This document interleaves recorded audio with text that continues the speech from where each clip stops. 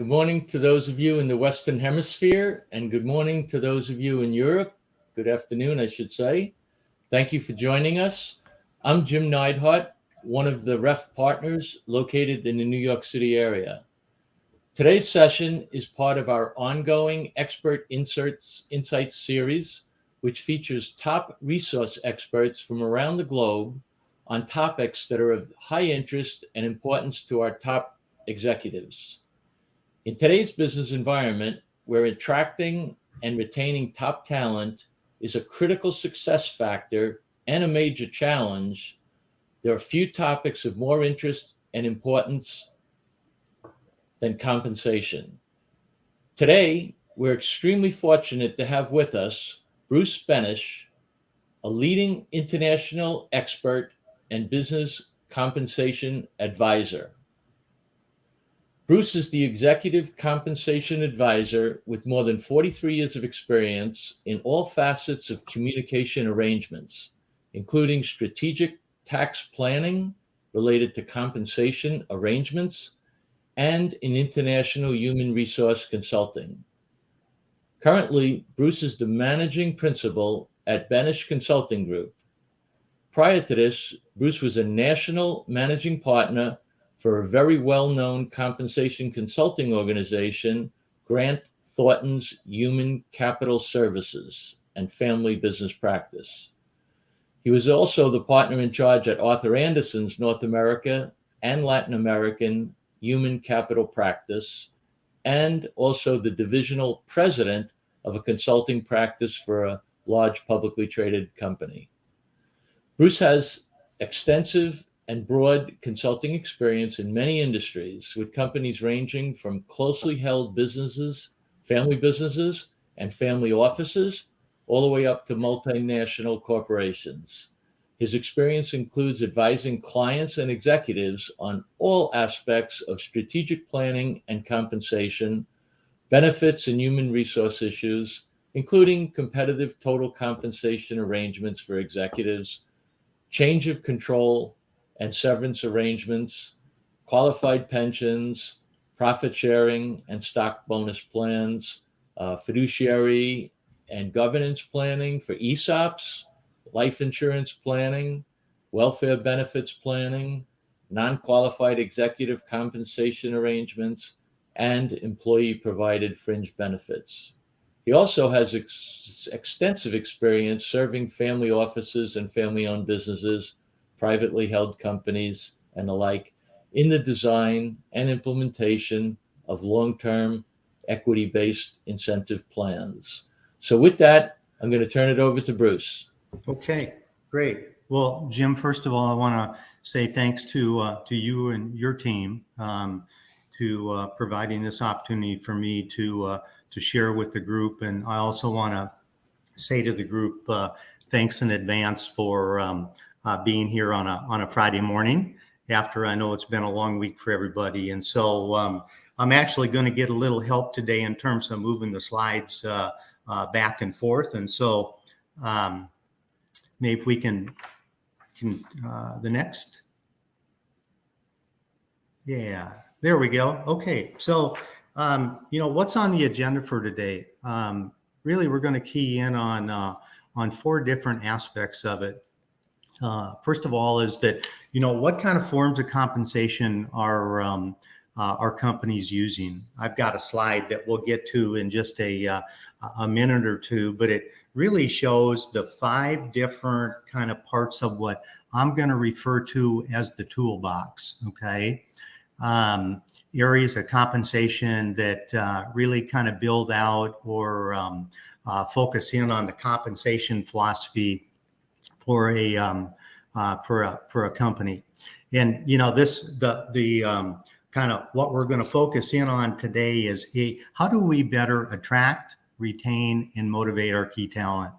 And the compensation pie, with the components of compensation, they continue to evolve. Okay, we're in an era right now where the long-term incentive compensation and the ability to to have our key people really view themselves as owners and business partners is critical.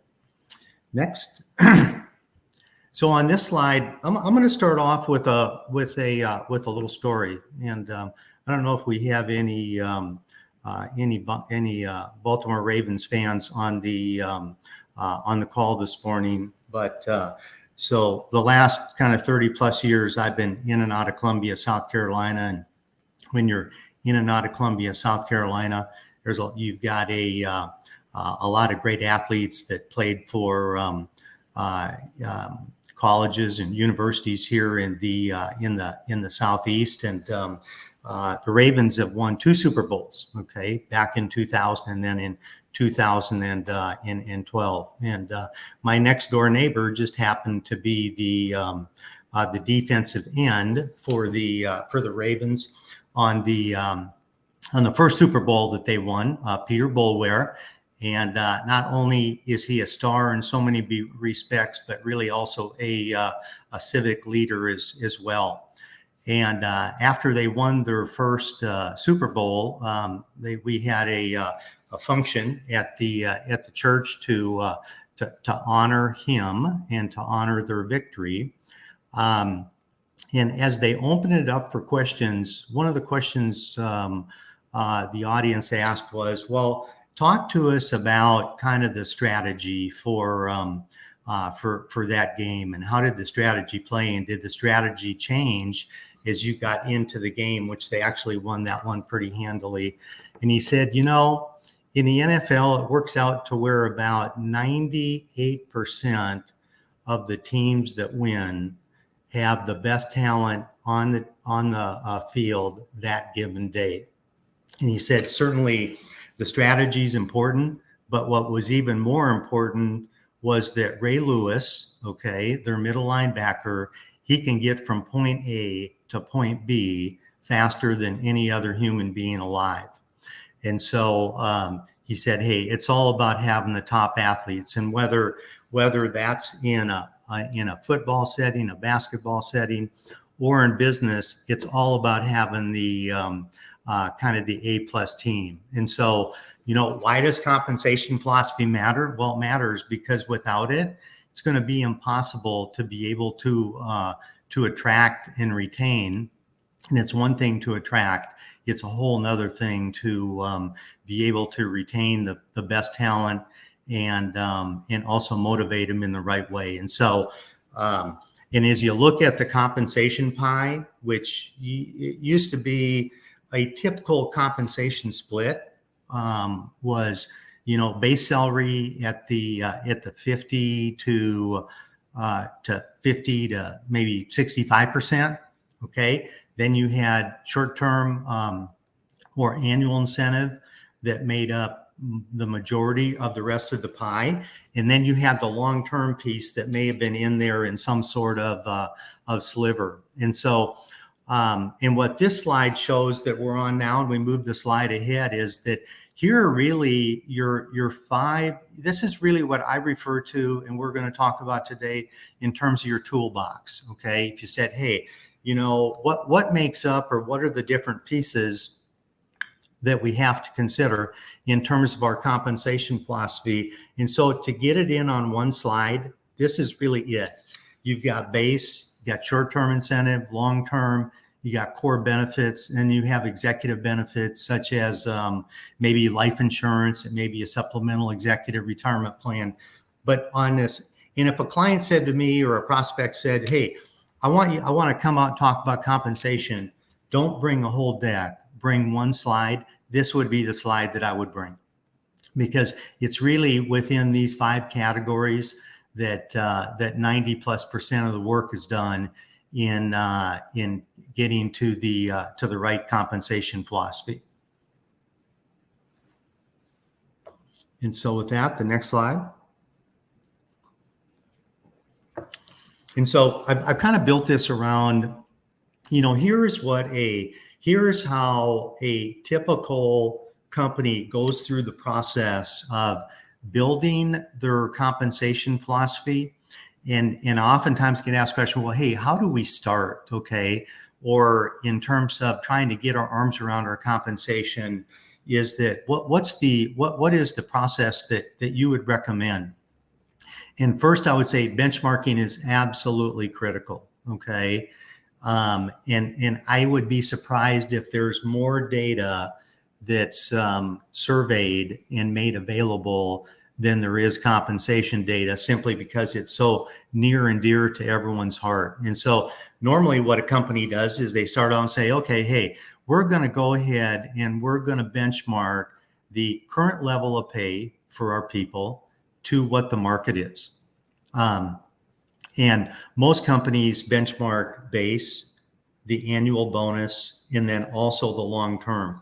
And what I've done here is just to give you an example or a context, because oftentimes I'm asked, well, Bruce, we've never done this before. And, what's the printout look like? What does the deliverable actually look like in terms of what we're working with once we go through and benchmark? And so here's what I've used as an example, and maybe we go on to the next page, and I'll talk about it as we are on the next page, maybe one page down. Okay, is that first of all, we've got a company that has about $100 million in revenue. And benchmarking a compensation is really built around the industry that you're in, or the industry that you compete for talent, okay, and also revenue. And so when you look at this reams of information that's out there, okay, that's really kind of the initial stage, or the starting point is, okay, we want to match up against where we're hiring people from, and then the size of the organization. So size is really critical in terms of getting appropriate benchmarks. You wouldn't want to compare a $100 million company to a publicly traded company that had, or a $100 million private company to a $100 million public company that has $1 billion in revenue. And so, and then the second step is that, we gather a lot of survey data. Okay. Plenty of survey data out there in the comp area. You're never going to run out of survey information. And then we look at those three different components.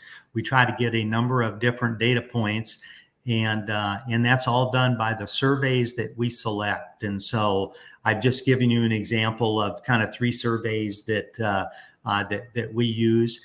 And by the way, the middle one, ERI, if you're benchmarking, they are the largest aggregator of compensation information in the world. And so nobody has more data, and that kind of builds the foundation in terms of data that's used in the benchmarking. And so on the next slide, what you'll see is, and this is the actual format. This is the way it gets it's used. And in this case, what I did was I just used base salary. I didn't go into the short term and the long term elements of it. But here we have a CEO or president whose base salary is a little north of $500,000, and the COO is around $400,000. And the way it's built up is we look at the 25th, the 50th, and the 75th percentile. And so we put the data in a way and look at the percentages in a way that shows how far we are from the market, either over or under the market. And then this is the same kind of process that we would use in looking at total cash, which is base and bonus, because some companies or some families will take and pay more in base and less in bonus or incentive compensation. That's why we use total cash. And then also critically important and becoming more important each and every day as you're trying to attract talent would be on the long-term incentive side. So that gives you a feel of, okay, here's what we get back. And we get this back in looking against the market with base, bonus, and long-term, and then anything else that you want to benchmark. I mean, anything in the benefit area can be benchmarked as well. And so if we move on to the next slide, here may be a typical compensation philosophy for a family or a privately held company. Probably salary and total cash about middle of the road. Let's say that's at the 50th percentile. Okay. Under the annual bonus program, the market continues to get more focused in on how can we have more formality to it. If you have a total discretionary bonus, there's probably maybe a better way to do it, built around some goals. And so then you've got the long-term incentive piece, which a family will say, okay, salary and total cash at the 50th percentile, and then long-term is going to make up X amount of the compensation pie, with the key being that the executives have skin in the game, that they feel like that they're an owner and a partner in the business. And so if you think about the earlier slide that we viewed that really had your toolbox and the 5 different items, then it was a way of, okay, how do we weight those, and at what level do we want to pay compared to the market? So if we'll go ahead a couple of slides, oftentimes get asked a lot of questions around incentive compensation, and does incentive compensation really work? And I would say not only does it work, but you got to be really kind of careful with it, because what you're incenting is probably what you're going to get. So you want to make sure it's the right things. And what I've done is I've just laid out some of the reasons why it's so critical to have the goals kind of clearly communicated.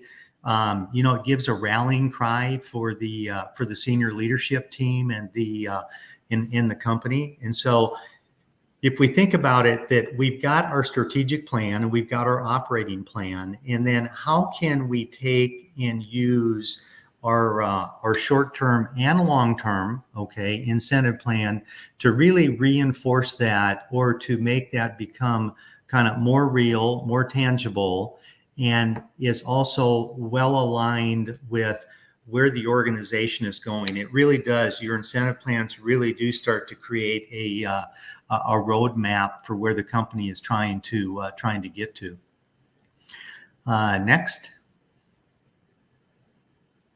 Okay, so then we're going to turn our attention and talk a little bit about compensation, the component trends. Okay, because the trends are changing for a whole host of reasons. Okay, I'm going to touch on the annual incentive plans, and then we're going to take a deeper dive into the long-term incentive.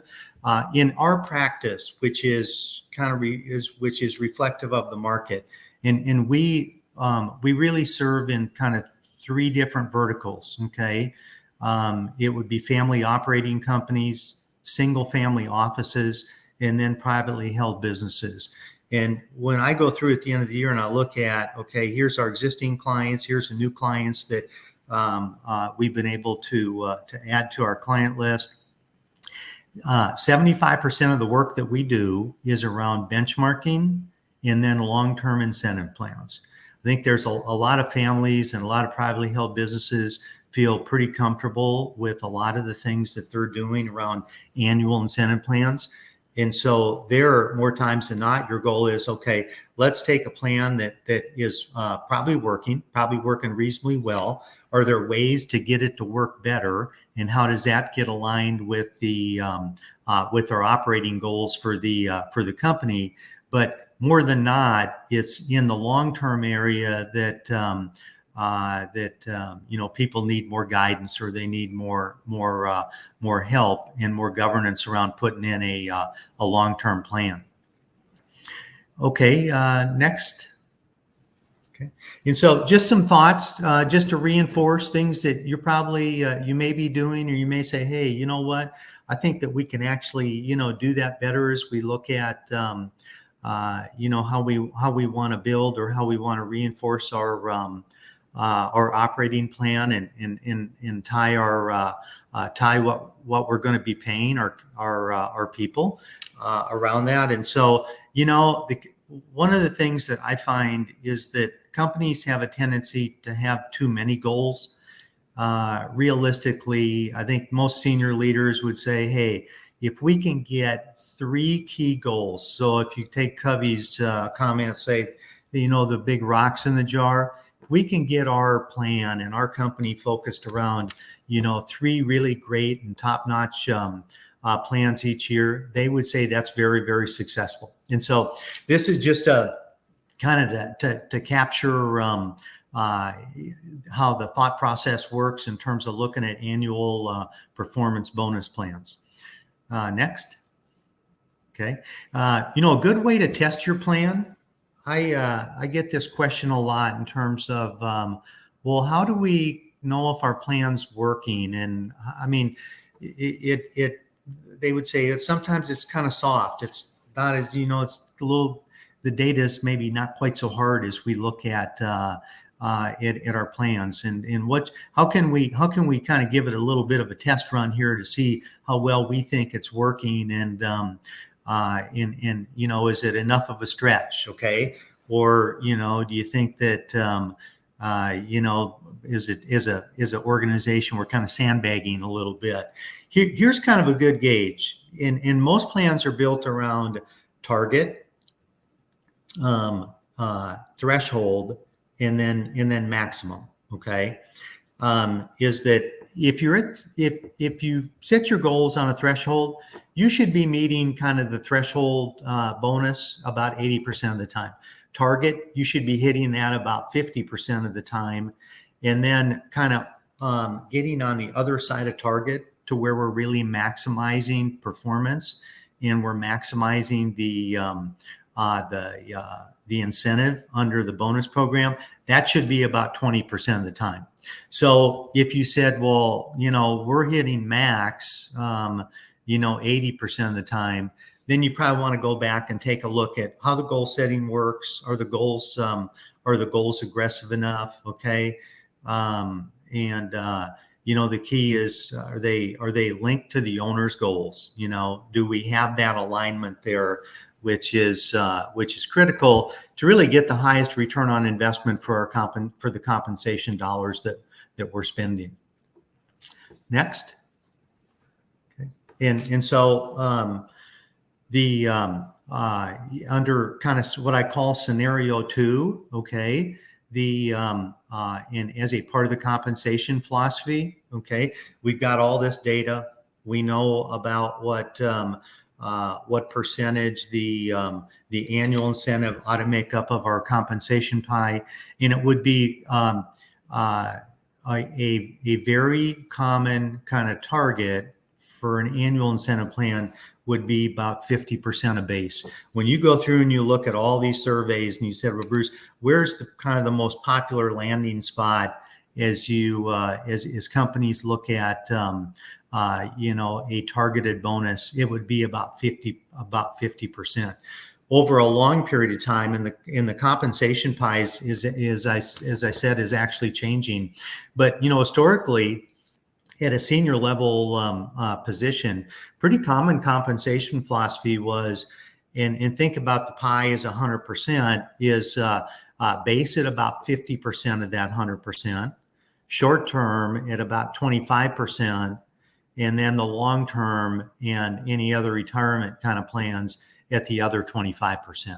Okay, and most things are driven off of base pay when you get into these incentive percentages, and they're kind of plays in the benchmarking, and do we have kind of a right level of base salary to kind of start with. And say the other thing I would say is that it's absolutely critical on the short-term side, not on the long-term side, but on the short-term side, to actually cap off a bonus at some level. Okay, as compared, there's too many things that it's hard to get visibility around them into the future, and so a good governance item and a good approach is that at some level we want to just cap off the short-term bonus and not have that kind of run out of the lane. Next. Okay. So in just a here would be maybe just a plan of thought here in terms of on the annual incentive. Very, very common out of the annual incentive opportunity, 50% based on individual and team goals and 50% based on operating results. Okay. I think that sometimes companies think, hey, it's got to be a lot fancier than that in order for it to work. And it could be, say, 75% based on operating results and 25% on individual and team goals. But I think that to the extent that we can kind of work around kind of two major goals and get that to work in a short-term plan and something that's, I'm not going to say it's simple, but let's say it's straightforward, I think will be a big benefit over a period of time. Critical. You really don't need more than that in order to have an effective short-term plan, and is much better than just having a discretionary plan where people don't know what they're going to get until they actually get it. Next slide. Okay. And so this is just an example. If you've got a higher level executive and the target is 50% of base, maybe that the threshold is 40% and the maximum is 60%, goes to the point of on the maximum is that capping that off in the right way. And on the next slide, oftentimes what you'll do, and we won't go through this in a lot of detail, but you kind of break it down. So you've got, let's say it's that 50-50 kind of bonus application. And then it's a matter of, do we partially meet, do we meet, and do we exceed? Okay. But you can really, if you kind of think about it in 3 steps, we've got our operating plan for the year. Okay. Then it's a matter of how we want to weight our bonus opportunity. Is it 50-50? Is it 75-25? And then the last piece of it would be, okay, how did we do relative to those targets? Okay. And so you can use a grid like this to really kind of gauge and to calculate and put some structure around the annual incentive plan.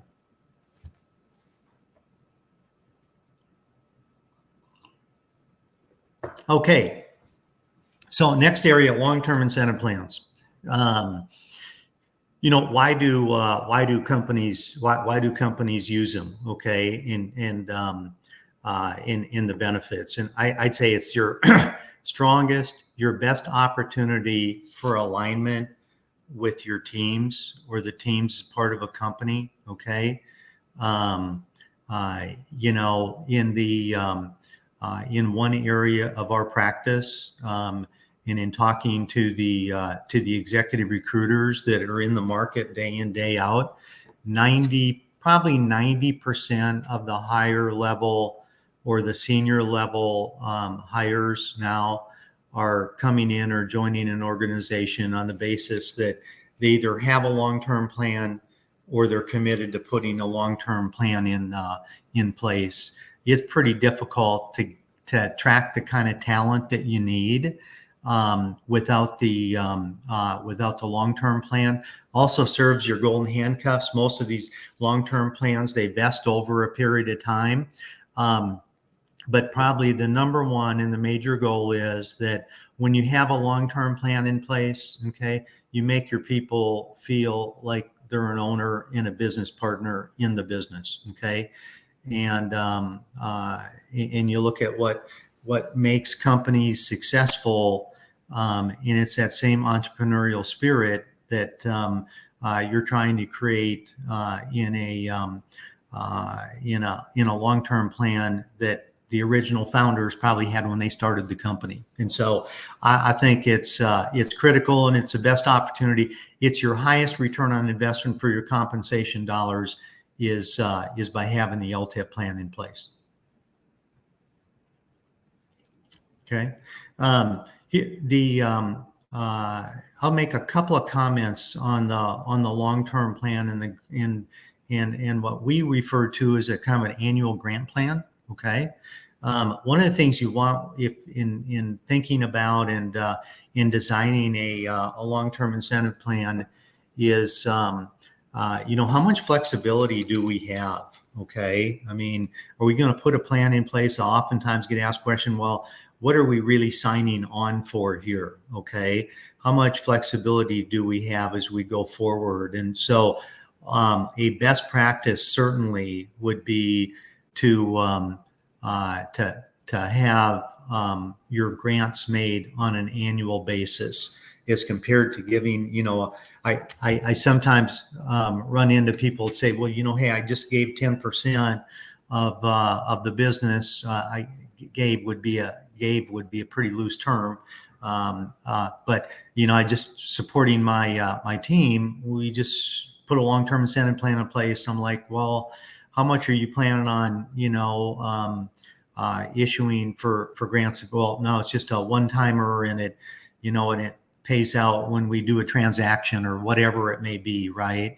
Is that a key design part of a plan should be giving the owners or the family or the privately held business, giving them an opportunity to see how the plan's working and how people are growing, and not giving all the units on the front end, but divvying those out over a period of time. Next.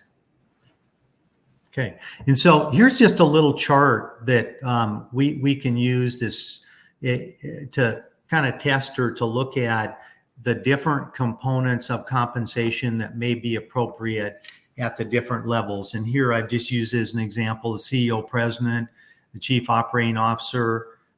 Here would be this, if you're in the investment business, private equity leader. Okay, those that are helping do direct investing, or and then you've got other people maybe in the tax and in the finance area. Okay, and in your toolbox in the long-term area, you've got about 5 or 6 different kind of opportunities to have a successful long-term plan. Okay, and to use these different designs that really match up well, and kind of give you the alignment that you want and that you desire. And so for a CEO president, other than discretionary bonus, almost anything probably fits pretty well. Okay, at kind of the next level down, which we kind of look at it: CEO, president, COO, CFO, and then you've got your senior vice presidents that you're looking to include in a long-term plan. And as you kind of move from your president to your COO to your CFO, there's probably less plans that give you the optimum value that you want out of the plan. But there are plans that are a perfect fit through the entire kind of leadership group that you have within the company. And so on the next page, here's kind of the pieces out of your toolkit. Okay, you could use a phantom stock plan. Okay, that's most of what we do. Okay, a lot of flexibility. The great thing with a phantom stock plan, or what I want to call a synthetic equity plan or a simulated equity plan, is that it has the most flexibility of any long-term plan that's out there, even including the different plans that a publicly traded company would use. Okay, as I said, we work in the privately held and in the family held space.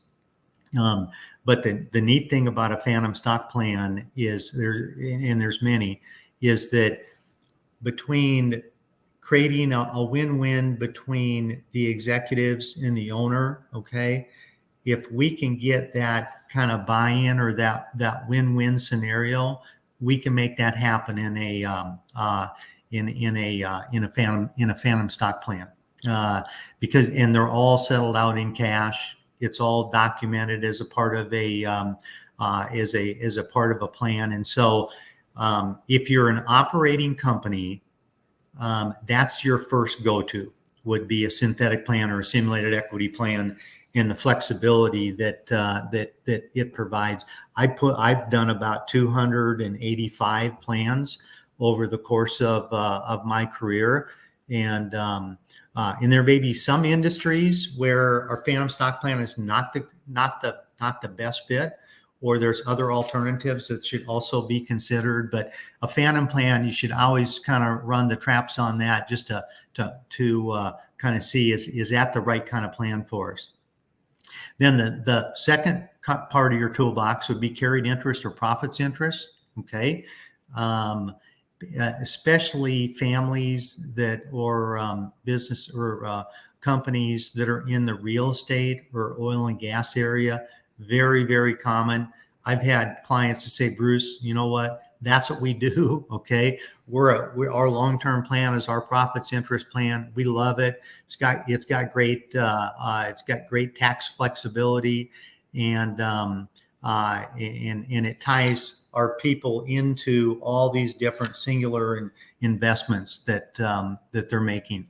Then the next would be just good old non-qualified deferred comp plans. Okay. Could either be a supplemental executive retirement plan that kicks in or starts to pay at retirement. Could just be we want to allow our executives an opportunity to take a part of their bonus and put that away on a pre-tax basis that then we're investing alongside the family. I think one of the keys is, do we have an environment to where we feel like that the executives are investing alongside the family? I still have a lot of families that do. They can. Their people can invest alongside them, either just out of either non-leveraged or leveraged. Okay, if you're going to use loans, it's a little bit tricky in that those need to be recourse. Just something to kind of keep in mind. And then those that are in the in the direct investment business or in the investment area, just transaction bonuses. Hey, when we get this deal to work, get the pay a transaction bonus. Next. And so I'm just going to very quickly, we've got about 4 or 5 minutes, and then I'm going to turn it back to Jim. And so we want to give an opportunity for any questions that anyone has. Is that, a long-term incentive plan in most cases is a deferred compensation plan. Okay.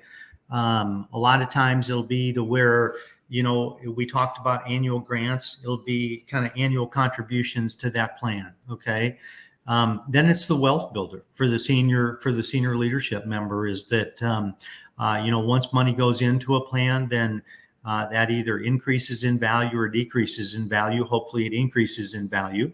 The amounts are normally shadow invested, so it's not as though that we're actually cash is changing hands at the time of the investment. You like to have some liquidity along the way. So that, we work on plans or restructure plans to where there isn't much liquidity and the executive says, gee, you know what, we've got some liquidity needs here. We could make this plan more successful if we had some access to cash along the way. Next. Okay. And then, how is it all taxed? Okay. In these different plans. And let's talk about the employee first. Okay. At the time you make the grant, there's no compensation and no income taxation. Okay. When you start to exchange cash, when the either that grant starts to mature or has matured or now is vested, the payments coming out are ordinary income. Okay. You can get a little different tax answer on some of the carried interest in the profits interest. But on the other plans, that's going to be an ordinary income. It's probably not going to be a capital gain. For the employer, no compensation is paid or been earned, and so there's no income tax deduction. So a part of the cost to the employer is that we're deferring our tax deduction for that, and then at payout. The distributions are tax deductible when paid. When I refer to it when the cash changes hands. That's when the tax person gets interested in it, and that's a deduction for the company. Okay, kind of the last item I just want to touch on, and if we go to the next slide, is that there's still a lot of opportunity to use non-qualified plans. Okay, you have to make sure that they're tax compliant, but that they're still great plans. And a lot of times, non-qualified deferred compensation plans are designed and put in place in tandem or along the line of kind of integrated with or aligned with the long-term incentive plan. A lot of times somebody will say, hey, I'm in this long-term incentive plan, but that kind of ran its course. I vested in the first tranche. I don't really need the money. So, but now I've got to take the money and I've got to pay tax on it. Well, you can use a non-qualified plan kind of in concert with that or in tandem with that to make that work much more successfully and to keep an amount that's in the plan and earning on a pre-tax basis. So also a lot of times there's good solid plans if most executives can't maximize what they're putting in the company's 401k plan. There's all these IRS limitations that you have, and sometimes you can take amounts that can't go into the qualified plan or into, let's say, a 401k plan, which is very popular. They can spill over into a non-qualified plan, and it can look and feel just like the contributions that you're making to a 401k plan, and they're earning on a pre-tax basis.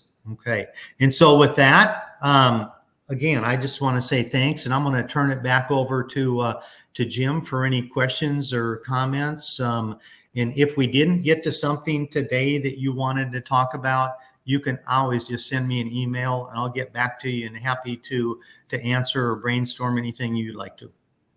Okay, Bruce, thank you so much. That was great. You've given our attendees so much to think about, and I'm sure a lot of them are going to be thinking about whether or not they have the right plans in place for their employees and their senior executives. If anybody has any questions, put them in the chat, the comment area, and I'll try to pick the ones that are the best for us to deal with right now. We do have one question which was asked earlier on, and that is, will we be sharing the video?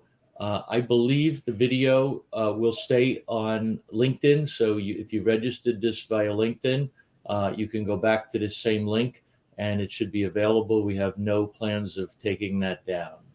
So I hope that answers that.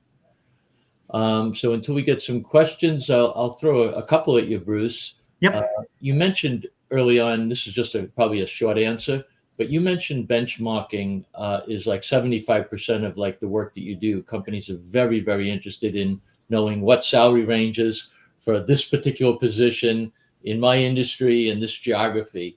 And you mentioned a lot of great sources.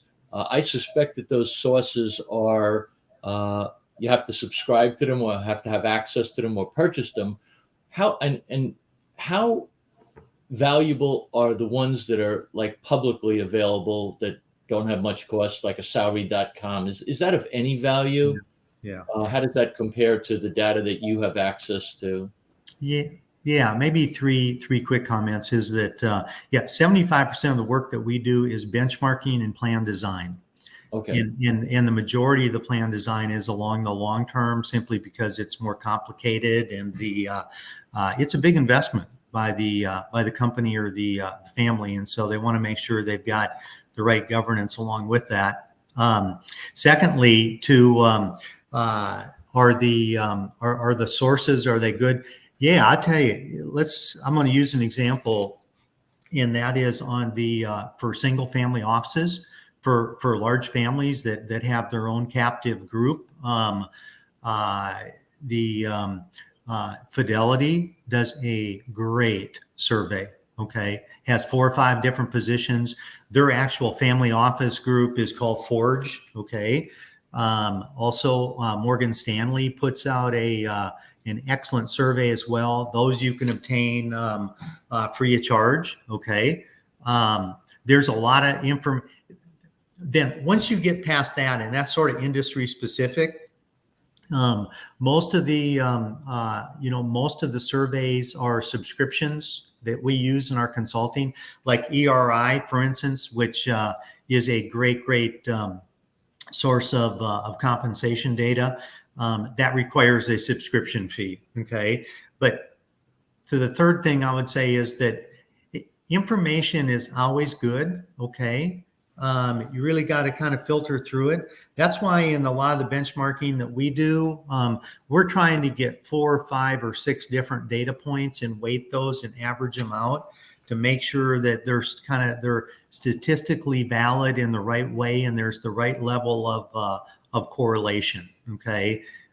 Because you can look at 1 or 2 data points and it's like, we're just so far off the mark from that. Well, there may be more digging that needs to be done. But I think that the families and privately held businesses find the benchmarking process very valuable. Okay, great. Another possible question, good question, is you had mentioned that the split usually between incentivizing individual or team goals versus investment return is 50-50.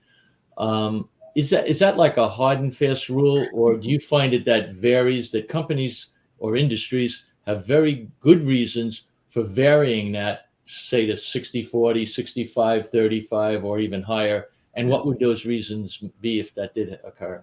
Yeah, that's a great question. Maybe 3 ways to kind of think about it. One is that in a non-public company, okay, most of your privately held businesses and in your family businesses, they're going to want to have some element of a qualitative part of the bonus. Okay, so we normally see, most would say, gee, we've kind of gone a long time and we didn't have much structure around our bonus, so maybe we try to do it to where we have at least 25% that's I'm not saying discretionary, but qualitative, and the other 75% would be kind of hard operating metrics or hard investment metrics. Okay. And so you find that most families would encourage having something on the qualitative side. Then between kind of that 75-25 and 50-50, okay, people land in a lot of different places. I think the key is that to really look at kind of the operating metrics, how incentivized you want the compensation to be, and then get the weighting right. The good thing is there's no right or wrong. It's got to be customized and tailored to where the family feels like we're getting people focused in on the right priorities and that it's aligned with the strategic and operating plan for the year.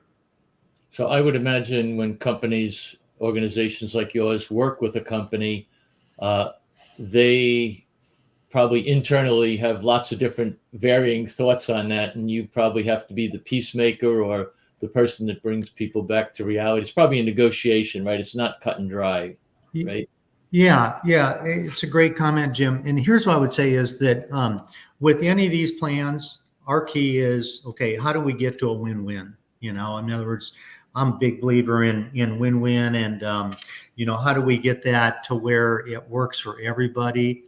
And the key is that you should, on a short-term plan, okay, probably rethinking that on a pretty regular current kind of basis, right? Probably not making significant changes, but you're probably making some changes, over a kind of a 3-year kind of period. Okay. On the long-term side, okay, I had a client before they were acquired that we tweaked it a little bit along the way, but they had it in place 27 years. And so for your long-term plan, that ought to have a pretty good shelf life to it if it was designed in a win-win way with the right kind of liquidity opportunity along during the life of the plan. Okay, great. I think we got time for another question.